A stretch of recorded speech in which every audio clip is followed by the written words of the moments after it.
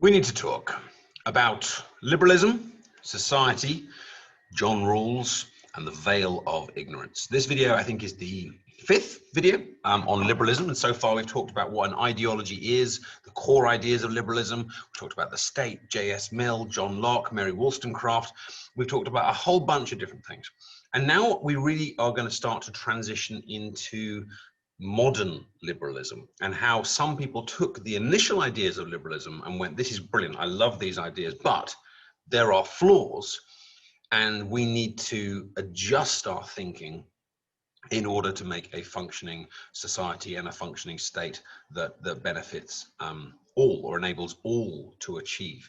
And so this, in many ways, when we looked at J.S. Mill last time, we're now kind of over that transition from classic liberalism to modern liberalism. So our goals in this video are to talk about society, to talk about economy, to talk about John Rawls, and for you to understand how classic liberals and modern liberals see these things differently.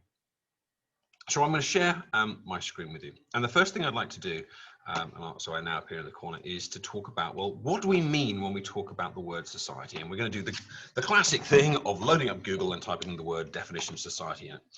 Definitions here, the aggregate of people living together in a more or less ordered community. So we're talking about people, we're talking about community. What is society? A society or human society is a group of people involved with each other through persistent relations or a large social grouping, say, sharing the same geographical or social territory. So we're talking about people, a human society, a group of people who are involved with one another. Down here, it talks about people sharing a definable community, sharing the same culture. If we come down further, we can talk about relating to the interaction of people. So we're talking about people, not just a person, not just not just human nature or the government. We're talking about people, how I interact with you, how you interact with your community, and so on out. So that is what we mean when we are talking about society, which is why the image I've chosen for this particular slide is groups of people, because that is what we're talking about when we talk about society. So what do liberals think about society? Well, there's a disagreement here as we start to get into kind of the classical liberalism versus the modern liberalism about egotistical individualism versus developmental individualism. So remember, liberals believe that we are individuals and that our responsibility is kind of to ourselves and our own kind of families. They believe that we are in a community, but we are not necessarily all kind of responsible for one another in the same way that a socialist might. And they believe in the importance of kind of individual choice. And egotistical individualism, which we've talked about in a previous video and you'll find in your textbook, is this idea of almost kind of like self-interested individualism, the idea that I should make the best decisions for me, perhaps even slightly selfishly or very selfishly, versus perhaps this idea of developmental individualism in the idea that we would make decisions for the benefit of all individuals to be able to develop themselves. But let's talk a bit more about how people might interact with each other in this ideal liberal society. Liberals believe in formal equality, so that's under the law, everyone has the same rights, tolerance and sympathy. Because if we're all individuals, we're all going to make different decisions, we're all going to have different lives and lifestyles, and therefore we need to have a tolerant society that allows people to be different. And I'm talking here about jobs, I'm talking here about lifestyle choices, I'm talking about sexuality, I'm talking about your clothes, I'm talking about anything you can think of, that a liberal society should be tolerant and sympathetic, and those differences and toleration should be enshrined under laws. People should have liberty in this society. One person should not be enslaving another or forcing another person to believe or do a certain thing. People should have rights and people should have education. We've talked about this idea of rationality in a previous video and in class. People will only be able to make decisions on behalf of themselves, sensible and just and rational decisions on behalf of themselves, if they are educated, if they are cognitively able to make decisions. And this society will be a meritocracy. So the people that rise to the top of this society, because remember, in a liberal society, they do believe in a hierarchy. They don't believe that everyone will end up economically equal. But the people that rise to the top in a liberal society do so on the basis of merit, their skills, their efforts, their hard work, their abilities, their intelligence, excuse me, their achievements. In a liberal society, those who get to the top and those become wealthy deserve it. Not there through birth, not there through, how else might you kind of get there, through kind of innate riches or inheritance or things like that. Not there through some sort of kind of like karma-based system. Not there through age, but there through achievement, a meritocracy. And to complete the circle, this is a society, though, where people are free to be individuals, to make their own decisions and to be unique from one another. Now, I want to go straight into economy here before I talk about John Rawls. But before I do, I'm going to click off this slide now. Just run through with yourself, in your own head, what do liberals believe about society? If there's any words there where my explanation wasn't good enough, and it's entirely possible it was, go and look them up. Google those words. Find them in your textbook. Find them in your revision guide. Look them up again, and don't move on until you are happy. So now let's talk about the economy. I'm assuming you've done that and you've now unpaused the video and come back here. What do liberals think about an economy? Well, they believe that private property is a natural right of human beings. Now, obviously, when we're talking about economy, we're talking about money, we're talking about finance, we're talking about business, we're talking about the ability to accumulate wealth. And by property here, we often use the word property to mean kind of houses. But property in this instance kind of means anything really that someone can own, whether that is a house or a business or large amounts of money and shares and things like that. And liberals believe that the ability of you and for me and for others to own things is a natural right, which puts it in contrast with other ideologies such as socialism and some forms of anarchism, that they believe that you should be able to not only own things but try and accumulate more things, because you are free to do so and because the world is full of individuals who are able to look out for their own interests. Now, those of you who take economics will have heard of Adam Smith, and he believed in free markets, which is the idea that if I wanted to go and start up a business and compete with other businesses to try and make money, and if people wanted to choose to come to my business and buy things from my business or choose to go to someone else's business, then I could. That is a free market with very, very little interference from the government, with the government crucially not running the businesses like you might get perhaps under a communist or left-wing kind of society. But the idea is that services are provided by the free market. Consumers have choice, and businesses will compete against each other to be efficient, to be effective, to provide the best services. Think about something like TV, for example. Maybe TV is a bad example, but think about different businesses. You've got Netflix, you've got Amazon Prime, you've got Disney Plus. These are three. Perhaps you've got iPlayer, but that's slightly different. But you've got all these different TV services that you, as the consumer, can choose to buy or not buy, and they are trying desperately to go, hey, come and look at my program. No, come and look at my program. My service is better. Your service is better. That is kind of the idea of a free market, that businesses are free to compete with one another, and the consumer is able to make choices between them. And a liberal, on the whole, believes that markets should be free without the government saying you must do this, or you must pay that, or you must pay your employees this, or you must give them this. They want as much freedom as possible.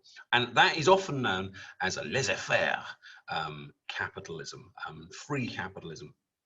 And where classic liberals tend to go is that the government should have almost no influence at all. I've mentioned kind of like staying away from kind of things like pay, but that also includes things like workers' rights. So, for example, the minimum wage would not exist in laissez-faire style of capitalism. That will be far more towards a middle kind of centrist, or perhaps even modern liberal socialist kind of approach. The hands-off Adam Smith style free markets is the government only gets involved if there's a kind of a security issue or a harm issue of some kind.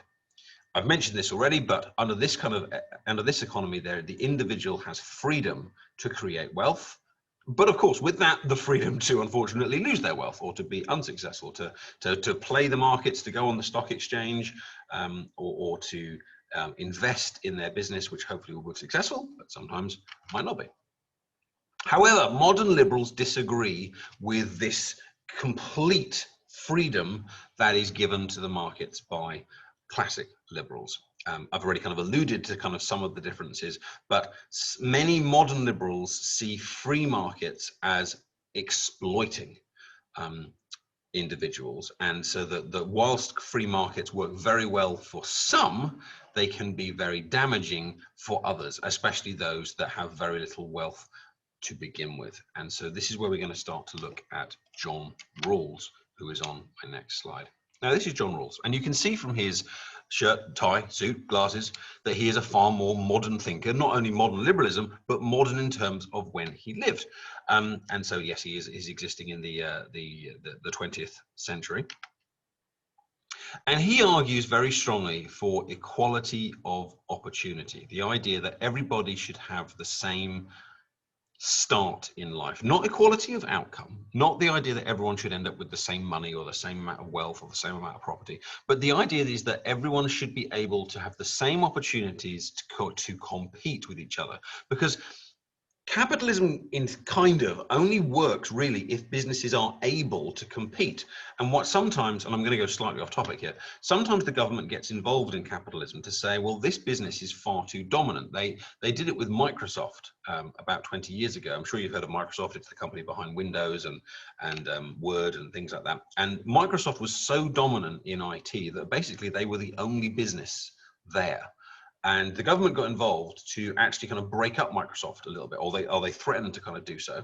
And they kind of created competition in the market, and that's where you get things like they stopped Microsoft from being able to package their own Internet Explorer with Windows, which enabled other ones like Firefox and Chrome to kind of come along. If you've ever wondered why kind of most of us tend to use Chrome rather than Microsoft Edge, it's because Microsoft was actually kind of forced to allow different web browsers to kind of compete with each other.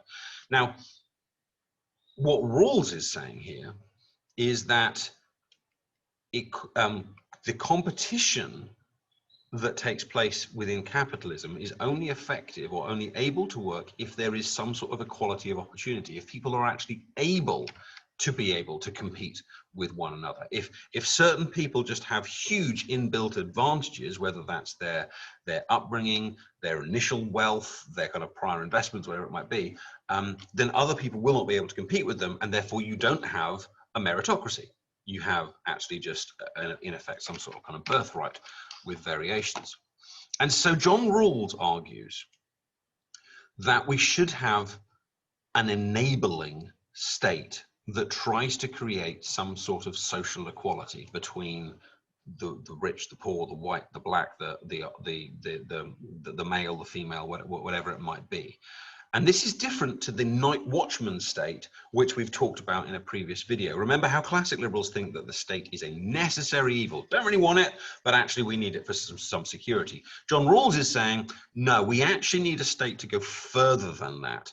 We need to have the ability, the state actually needs to get involved to ensure that people are enabled to have this equality of opportunity, whether that's through education, whether that's through kind of like some sort of kind of benefit system to enable people to have decent kind of upbringings and education and so on. And he calls this distributive justice, and this comes from it's in a part of one of his larger theories called the theory of justice. And I would strongly recommend that you get your textbooks and you Google those two terms and you kind of understand his idea further. But his theories are that when he uses the word justice, he means fairness.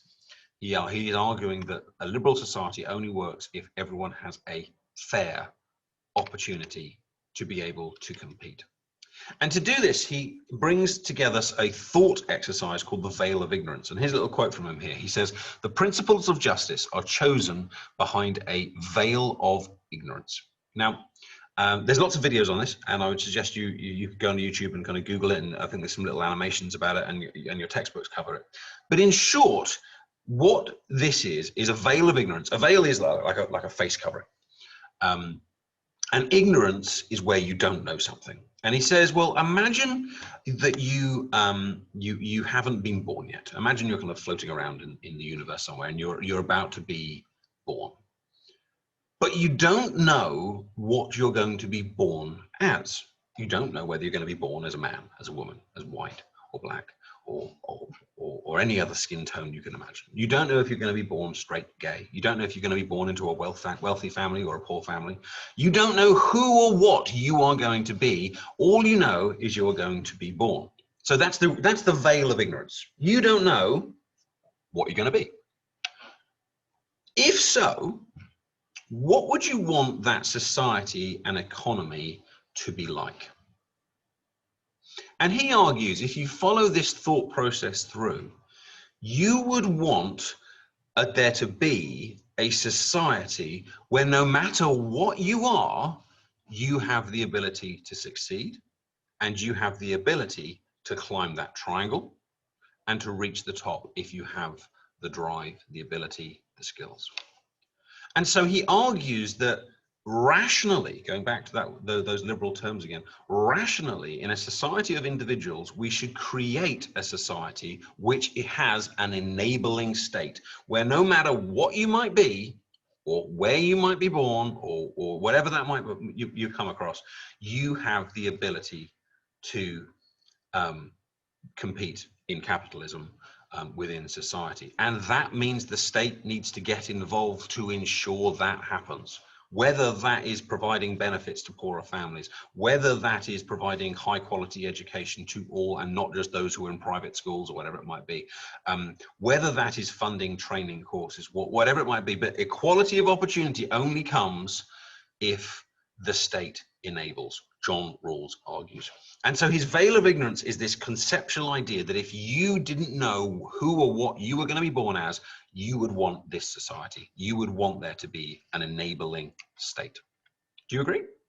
Maybe pause the video here and look more at that veil of ignorance idea and concept. He also argues, John Rawls says, that individual liberty should be distributed equally. So fairly straight standard stuff, but the idea is that everyone should have the same amount of freedom. It shouldn't just be for straight people or people or who live in a kind of a certain area. Is that the society, the enabling state, should make sure that these freedoms apply no matter what your style of job, no matter what who you might be or what industry you want to go into. And he argues for foundational equality and formal equality. And I think most liberals would agree with that. Remember that modern liberals and classic liberals are all still liberals, so they all will agree with one another on most of those core principles. Foundational equality being the idea that you believe that human beings are equal, and formal equality meaning you put those rights and responsibilities into law to ensure that they would happen. Here's another quote from him. A society regulated by a public sense of justice is inherently stable.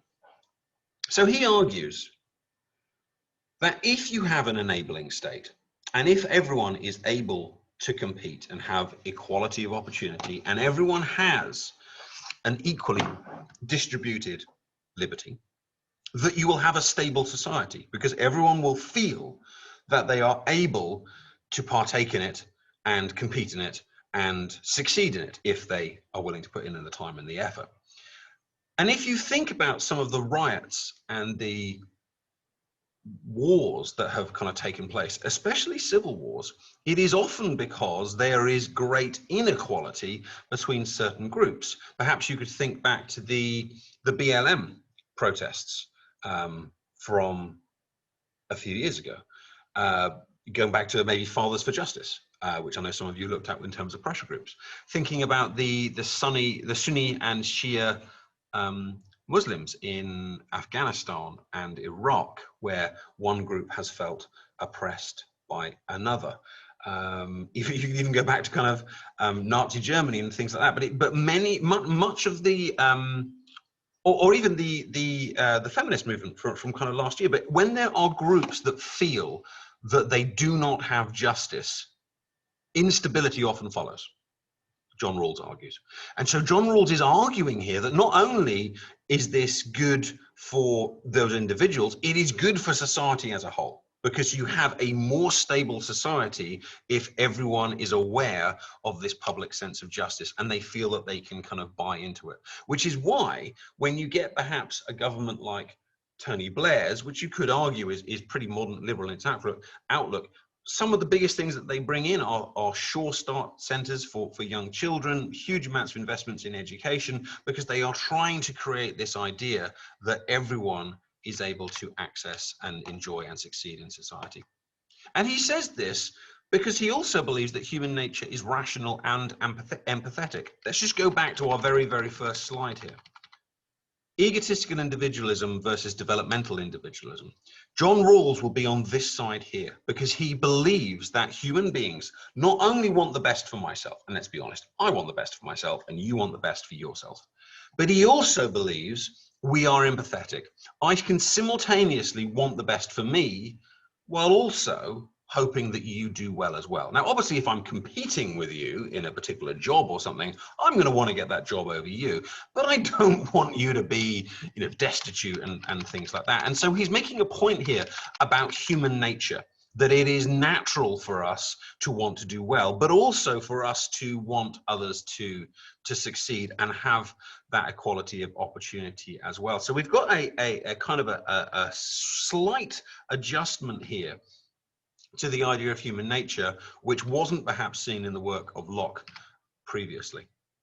But I do want to make this distinction that inequality of outcome makes John Rawls's ideas very distinct from socialism, which we'll be looking at in our future topics. He is not in any way saying that society will end up flat in terms of outcomes, in terms of financial outcomes, with us all having similar wealths and similar outcomes. He is talking about your starting point. And by starting point, I don't mean the moment of birth. I'm talking, up until maybe kind of like the end of your kind of education and the point when you enter the workplace. He's arguing that when people kind of enter capitalism at whatever age that might be, they have the same ability to compete than they might do with others. But once you get to that point, the inequality will still happen. And Rawls is fine with that. Rawls is absolutely fine with the idea that people will not end up equal. But he is very keen that everyone feels and has equal justice, equal liberty, and the state should become larger to enable them to do so. So today we have covered society for liberals, the economy for liberals, and by using the idea of John Rawls, we have talked about how he sees these ideas differently from classic liberals like Locke. What would be good now is that if you finish your notes on this lecture, test yourself. What can you remember about John Rawls? What can you remember about liberals and society? What can you remember about liberals and the economy? Keywords, key phrases, what have you got? And how do modern liberals and classic liberals see these concepts differently? And how would their societies be different? And what was the veil of ignorance? What was the story? Could you explain it to someone else? Good luck. Let me know if you've got any questions, and I'll see you in class.